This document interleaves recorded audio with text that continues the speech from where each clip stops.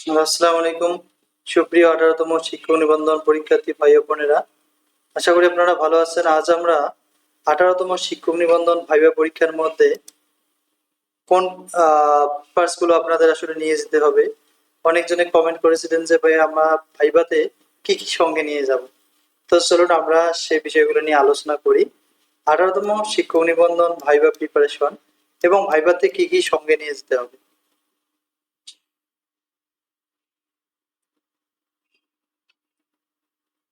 18তম written পরীক্ষার্থী যারা রয়েছেন তারা অনেকেই জানতে চেয়েছেন ভাইবা পরীক্ষার সময় আমাদের কি কি সঙ্গে নিয়ে যেতে হবে এবং কিভাবে ভাইবা প্রিপারেশন নিলে ভাইবা পরীক্ষায় পাস করা যাবে।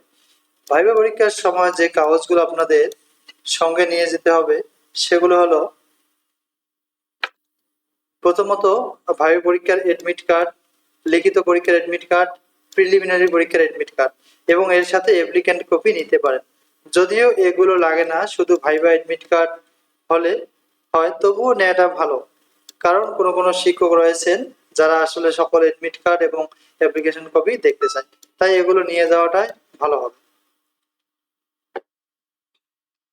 2 নম্বর হচ্ছে সকল শিক্ষাগত যোগ্যতার সনদপত্রের ফটোকপি 2 সেট এবং মূল সনদগুলো সাথে নিতে হবে। তবে মাস্টার্স পরীক্ষার সনদপত্র ও মার্কশিট না নিলেও সমস্যা নেই, কারণ মাস্টার্সের সনদপত্র মার্কশিট দেখতে চাওয়া হয় না। তবে আপনারা নিট অ্যান্ড ক্লিন থাকার খাতিরে সাথে নিতে পারেন। সকল শিক্ষাগত যোগ্যতার মার্কশিটের ফটোকপি 2 সেট এবং এর সাথে মূল মার্কশিট নিয়ে যাবেন। এনআইডি কার্ডের ফটোকপি এবং মূল এনআইডি কার্ড সঙ্গে নিতে হবে। নাগরিকত্ব ও চারিত্রিক সনদপত্র সাথে নিতে পারেন, কখনো লাগে আবার কখনো না নিলেও সমস্যা নেই। জন্ম নিবন্ধনের ফটোকপি এবং মূল কপি লাগবে না। তার মানে জন্ম নিবন্ধন আপনাদের তেমন প্রয়োজন নেই, তবে এনআইডি কার্ড বাধ্যতামূলক, আপনাদের মূলটি কিন্তু নিতে হবে এবং ফটোকপিও নিতে হবে। নাগরিকত্ব চারিত্রিক এগুলো নেওয়া উত্তম। সকলের জন্য শুভকামনা রইল।